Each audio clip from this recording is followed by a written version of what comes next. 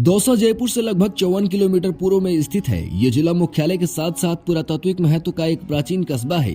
प्राचीन काल में इसके कई नाम थे, देवसा, देवांश, द्यौसा, दौसा। इसके नामकरण का आधार विशाल पहाड़ी देवगिरी को मानते हैं, जिसकी तलहटी में दौसा बसा है। इस पहाड़ी में प्राचीन गुफाएं, 5 प्राचीन शिव मंदिर हैं, जिनके नाम नीलकंठ महादेव, बैजनाथ, सहजनाथ, सोमनाथ और गुप्तेश्वर महादेव है।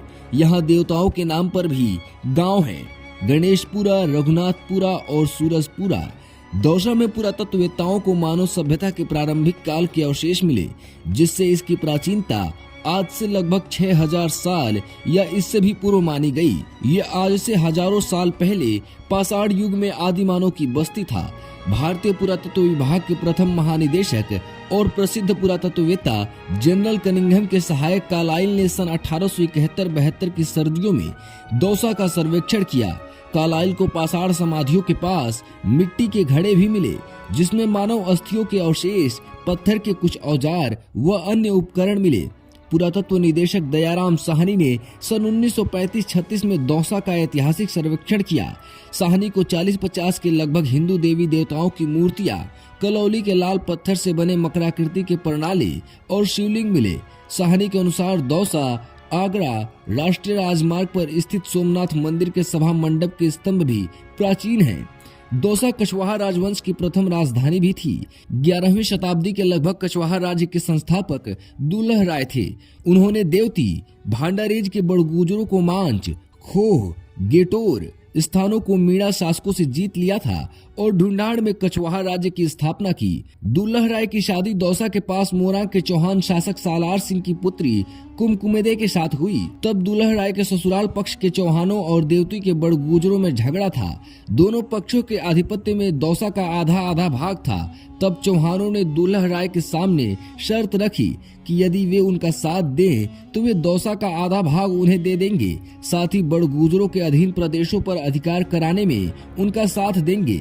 दुल्लह राय ने शर्त के मुताबिक दौसा के बड़गुजरों पर हमला किया और भीषण युद्ध के बाद दौसा पर दुल्लह राय का अधिकार हो गया।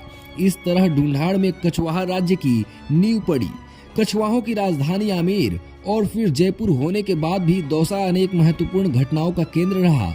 भारमल के शासनकाल में आमेर के राजा पूरणमल थे, जिनके पुत्र की हत्या लाला नरुका ने कर दी। इनका स्मारक मोरी दरवाजे के बाहर एक प्राचीन सूर्य मंदिर में बना है। सूरजमल प्रेतेश्वर भूमियाजी के नाम से दौसा और उसके आसपास के क्षेत्र में पूजे जाते हैं। भूमियाजी की कई कथाएं भी प्रचलित हैं। जनवरी 1562 ईस्वी में मुगल बादशाह अकबर ख्वाजा मोइनुद्दीन चिश्ती की जियारत करने अजमेर गए। तब वे भारमल के भाई रूपसी से मिले। रूपसी से मुलाकात के बाद भारमल और अकबर की मित्रता हुई। ये मुलाकात मुगलों और राजपूतों की मित्रता का नया युग था। 1857 के स्वतंत्रता संग्राम में भी दौसा का काफी महत्व है।